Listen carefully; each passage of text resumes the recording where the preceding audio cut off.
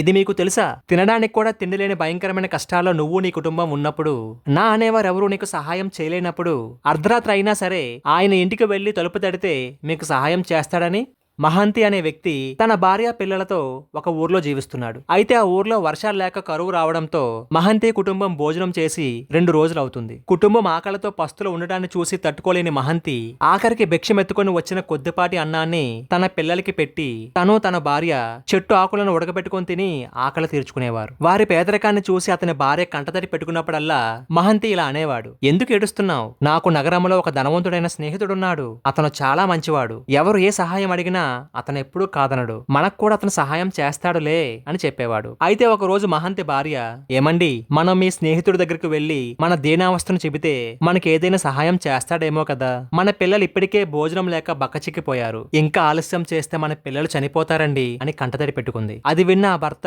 ఇక కాదనలేక తన స్నేహితుడిని కలుసుకోవడానికి తన భార్య పిల్లలతో కలిసి పూరీ నగరానికి కాలినడకన బయలుదేరతాడు. వారు నగరానికి చేరుకునేటప్పటికి అర్ధరాత్రి అవుతుంది. నగరం మొత్తం నిర్మానుషంగా ఉంటుంది. అప్పుడు ఆ మహంతి తన భార్యతో, ఇప్పుడు నా స్నేహితుడు నిద్రపోతూ ఉంటాడు. ఇంత రాత్రి సమయంలో అతని ఇంటికి వెళ్లి అతని ఇబ్బంది పెట్టడం, నిద్రాభంగం కలిగించడం సరైంది కాదు. రేపు ఉదయాన్నే అతని ఇంటికి వెళ్దాం అని చెప్తాడు. అది విన్న అతని భార్య సరే అంటూనే, ఇప్పుడు మన పిల్లలు చాలా ఆకలితో ఉన్నారు. ఇందాకటి నుంచి అమ్మా ఏదైనా ఉంటే పెట్టమ్మా అంటూ అడుగుతున్నారు. వారి కోసం ఏదైనా తినడానికి తీసుకుని రండి అని అడుగుతుంది. అప్పుడు ఆ మహంతి ఒక్క క్షణం ఆలోచించి తన భార్యతో, చూడు, మనం ఇప్పుడు పూరి జగన్నాథుడి మందిర ప్రాంగణంలో ఉన్నాం. గుడి తలుపులు మూసేసి ఉంటారేమో, అయినా ఒకసారి వెళ్లి చూద్దాం. ఒకవేళ తెరిచి ఉంటే మన పిల్లలకి ఏదైనా ఆహారం దొరుకుతుంది కదా అంటూ తన భార్య పిల్లల్ని తీసుకుని పూరి జగన్నాథుడి ఆలయం దగ్గరికి వెళ్లగానే ఆలయ తలుపులు మూసేసి ఉంటాయి. ఇక చేసేది లేక ఆలయం బయట తన భార్య బిడ్డలతో నిలబడి ఆ జగన్నాథుడిని ఇలా ప్రార్థిస్తాడు, ఓ జగన్నాథ, నేను నీ భక్తుడని. నువ్వు తప్ప నాకు దిక్కెవరూ లేరు. తినడానికి కూడా తిండి లేని కటిక పేదరికంలో జీవిస్తున్నాను.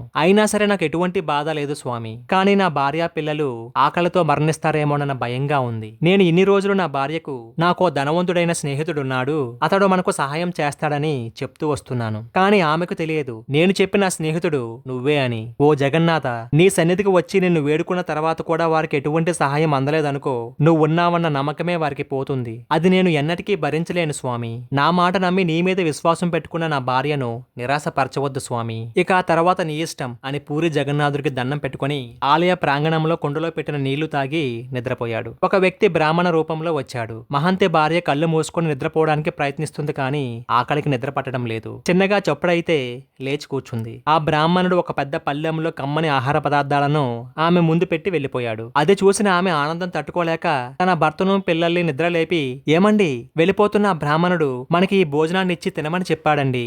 ఎంత మంచి భోజనం తిని ఎన్నాళ్ళవుతుందో అని చెప్పగానే అప్పుడు ఆమె భర్త, నేను చెప్పాను కదా నా స్నేహితుడు చాలా మంచివాడని, అతనే పంపించి ఉంటాడని చెప్పి ఆ రాత్రి ఆ జగన్నాథుడు స్వయంగా అందించిన ఆహారాన్ని తిని ఆ పళ్ళాన్ని కడిగి గుడ్డ సంచిలో పెట్టి నిద్రపోయారు. తెల్లవారింది. జగన్నాథ ఆలయ అర్చకులు మందిరం తలుపులను తెరిచి స్వామివారి విగ్రహానికి నీళ్లతో అభిషేకించి అలంకరించబోతుంటే అక్కడే ఉండాల్సిన బంగారు పళ్ళెం లేకపోవడాన్ని గమనించారు. వెంటనే ఈ వార్త నిమిషాల్లో అందరికీ తెలిసిపోయింది. ఇంతలో ఆలయంలో పనిచేసే ఒక వ్యక్తి మహంతి కుటుంబం దగ్గర ఈ బంగారు పళ్ళెం ఉండడాన్ని గమనించి అధికారులకు చెప్తాడు. అప్పుడు అధికారులు అర్చకులతో కలిసి వచ్చి మహంతిని పట్టుకొని కొట్టడం మొదలు పెడతారు. అతను మాత్రం ఒక్క మాట కూడా మాట్లాడు. తన కళ్ళు మూసుకున్న దెబ్బలు తింటూనే తన మనసులో, నేను దొంగనని వీళ్ళు నన్ను కొట్టినంత మాత్రాన నీపై నాకున్న నమ్మకం పోతుందా స్వామి? నువ్వే ఉన్నావు, అంతా నువ్వే చూసుకుంటావు అంటూ మనసులో జగన్నాథుని ప్రార్థిస్తూ ఉంటాడు. అతని భార్య మాత్రం ఏడ్చుకుంటూ, అయ్యా, ఆయన్ని కొట్టకండి అయ్యా, ఆయనకి ఏ పాపం తెలియదు. నిన్న రాత్రి ఒక బ్రాహ్మణుడు ఈ పళ్ళెంలో అన్నం పట్టుకొచ్చి మాకు ఇచ్చి వెళ్లిపోయాడు. మేమే దొంగతనం చేయలేదు, మేము దొంగలం కాదు అంటూ ఎంత మొత్తుకున్నా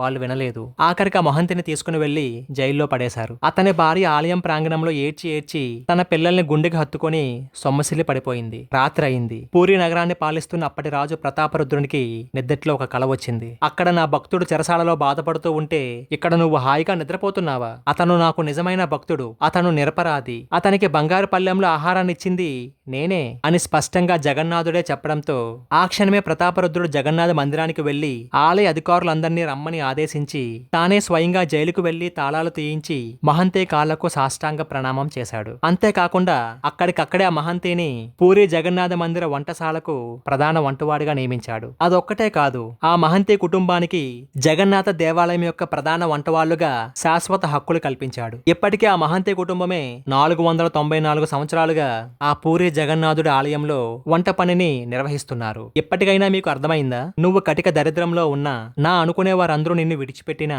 దిక్కులేని స్థితిలో నీ కుటుంబం ఉన్నా, నన్ను రక్షించే ఆ జగన్నాథుడే ఉన్నాడని మనస్ఫూర్తిగా నమ్మి నీ కష్టాన్ని ఆయనతో చెప్పుకుంటే నీ కష్టాలన్నీ తీర్చడంతో పాటు నీ తర్వాత వచ్చే 100 తరాల వరకు ఎటువంటి కష్టం రాకుండా చూసుకునేవాడే ఆ జగన్నాథుడు. నేను మాత్రం జై జగన్నాథ అంటాను. మరి మీరేమంటారు? ఈ వీడియో మీకు నచ్చినైతే లైక్ చేయండి, షేర్ చేయండి, కామెంట్ చేయండి. అలాగే మా ఛానల్ కూడా సబ్స్క్రైబ్ చేసుకోండి. పక్కన గంట మాత్రం కొత్త మర్చిపోకండి.